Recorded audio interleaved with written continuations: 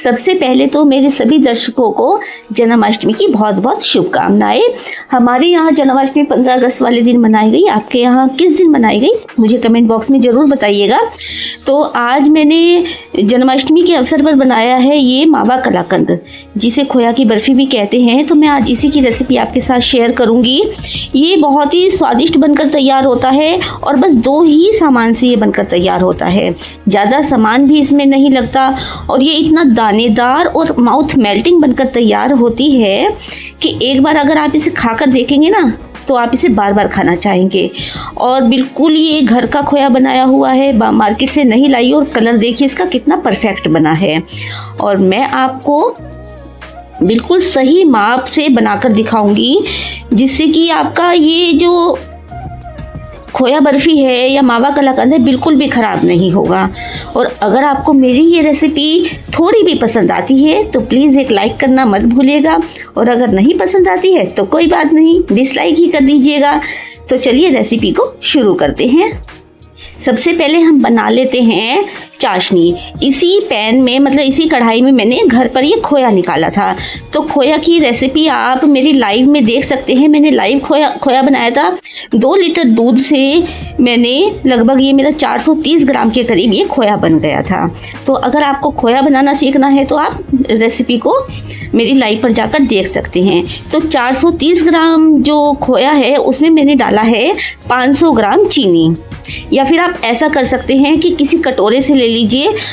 अगर 1 कटोरा आपका मावा है या खोया है तो 2 कटोरी आप चीनी ले सकते हैं। या फिर आपको अगर कम मीठा खाना है तो कम डाल लीजिए।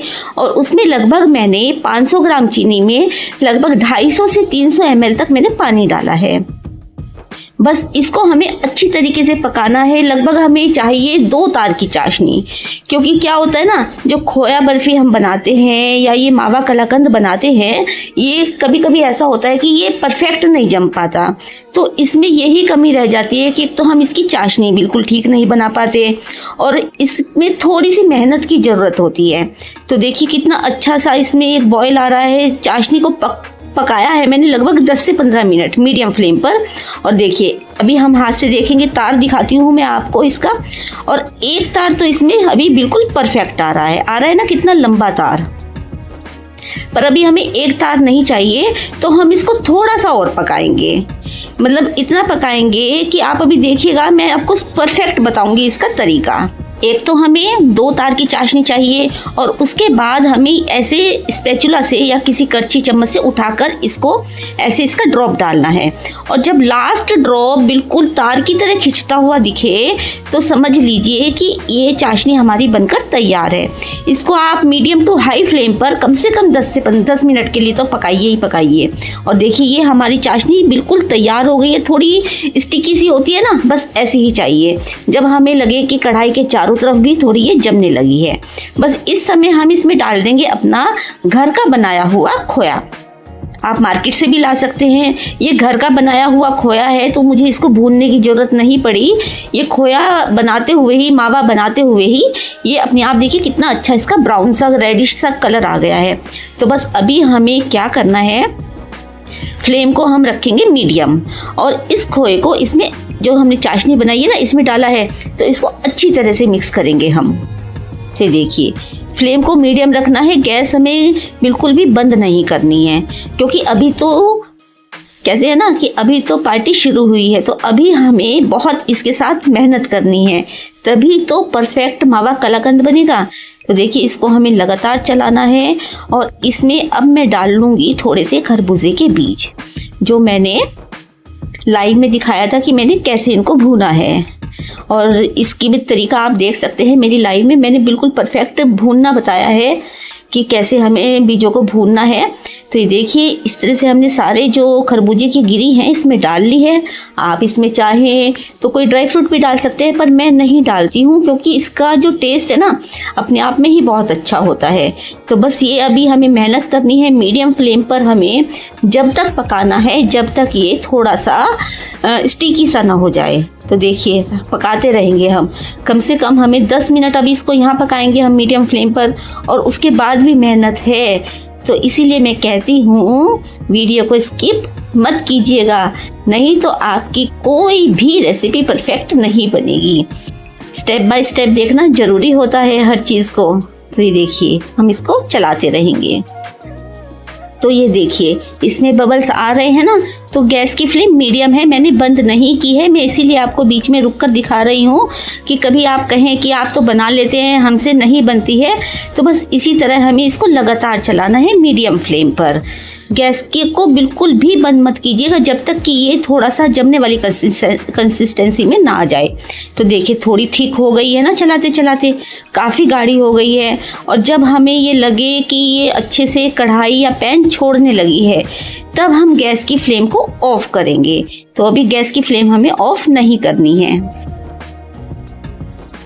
देखिए अभी भी बबल्स आ रहे हैं ना, बस हम अब कर देंगे गैस की फ्लेम को ऑफ। तो क्योंकि अब इसने कढ़ाई छोड़नी शुरू कर दी है, मतलब ये जब हम स्पैचुला से हिलाएंगे इसको तो ये बिल्कुल अलग हो जाएगी, एकदम से नहीं इकट्ठी होगी।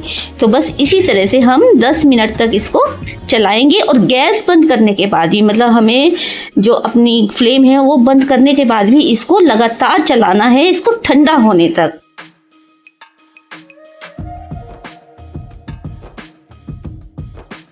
और ये देखिए चलाते चलाते ये कितनी स्टिकी हो गई है, मतलब कितनी टाइट हो गई है, लग रहा है ना। थोड़ा इस समय हाथ भी दुख गए हैं चलाते चलाते। तो बस अब हम गैस की फ्लेम को कर देंगे ऑफ और इसको हम गैस स्टोव से नीचे उतार लेंगे। तो बस गैस की फ्लेम को ऑफ कर दिया है देखिए, क्योंकि ये काफ़ी टाइट हो गई है। और अब हम इसको नीचे उतार कर, मतलब गैस स्टोव से नीचे उतार कर इसको लगातार चलाएंगे।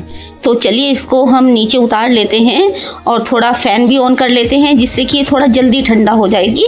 तो देखिए इसको नीचे उतारेंगे और अभी इसको हमें कम से कम 10 से 15 मिनट और चलाना पड़ेगा, जब तक ये बिल्कुल ठंडी ना हो जाए, मतलब बिल्कुल ये इकट्ठी ना हो जाए, तब तक चलाना है।